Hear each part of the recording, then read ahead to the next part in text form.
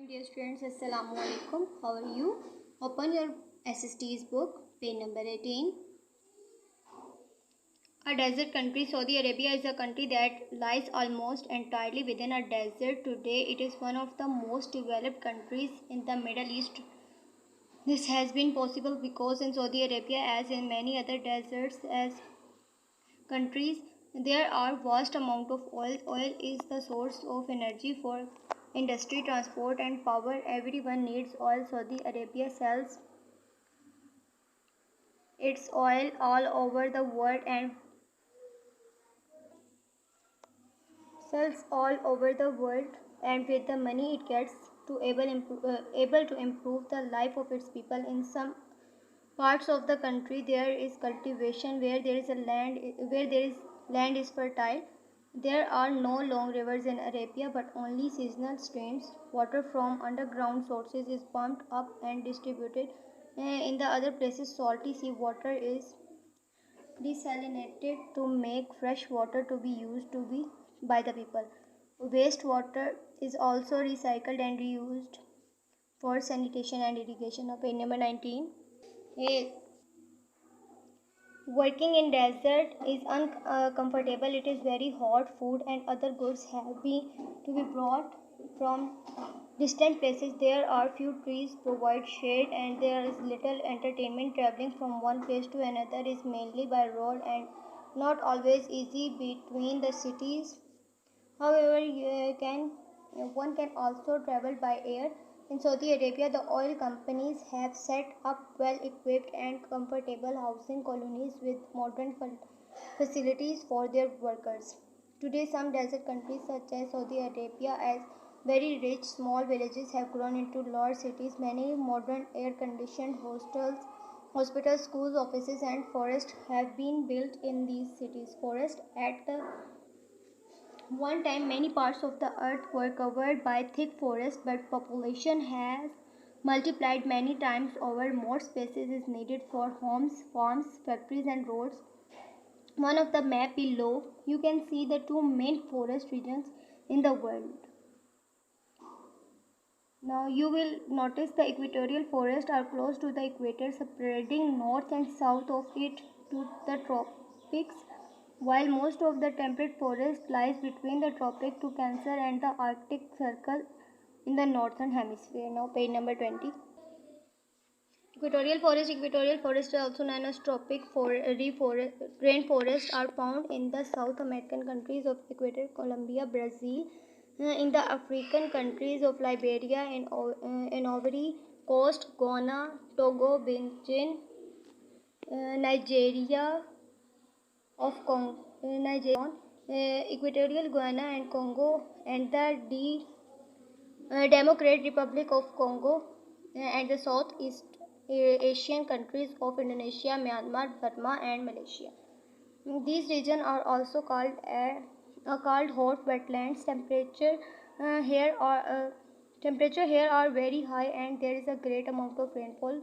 Some of these countries were once completely covered by the thick forest. The equatorial region receives a lot of sunshine and is therefore very hot. When there is bright sunshine, the earth heats up, and uh, so does the water. The water evaporates and forms clouds, and then it rains. In equatorial forest, the average rainfall in a year is 200 to 250 centimeters. The Amazon forest in Brazil is still the world's largest rainforest. The forests are very important as they are a source of oxygen for all living things and are known as the lungs of the earth. The heavy rainfall and fertile soil make it possible for plants to grow quickly. There are some plants that grow 15 centimeters in a day. The forests are thick and lush and tall trees forming a canopy high above the ground. All the smaller plants grown too because they are trying to reach the sunlight is chopped down. The forests are so thick that when a tree dies or chopped down, it does not crash to the ground. It merely rests against the other trees close by. The equatorial forests are rich in medicinal plants. The great variety of the trees and thick undergrowth provide animals with with good homes. There are millions of small insects in the forest. In fact, there are many different species that may have not even been named. Birds and large animals also live in this forest. Some of the birds are very colorful. Some of the large animals include leopards, elephants. Now come on page number 21. Hippopotamus and wild buffaloes. There are also crocodile and plenty of snakes, and of course there are variety of monkeys. The people of the equatorial forest are usually tribal. In the Central Africa rainforest there are pygmies who are very short, dark people. In the South American, the Asian forest, there are also other tribes. All these peoples are very good hunters. Because of dense vegetation, it is difficult to travel throughout the forest. The people who live there also have great difficulty in clearing land for cultivation. Temperate forest. Temperate forests are quite different from equatorial forests. They are found in the North American countries of the USA and Canada, in the large part of the Europe. And in North and Northeast Asia, these areas are quite cold, and the forests here are either coniferous alpine. In coniferous forest, most of the trees are conifers. They are usually very tall and have narrow needle-like leaves and bear cone-shaped fruit. These trees grow on hilly slopes. Their long roots keep them from falling over. They also help roots keep them from falling. They also help the shape of the leaves keeps them from losing moisture. Some of the trees found in this forest are the fair pine, spruce, cypress, juniper, yew, redweed, cedar, and larch.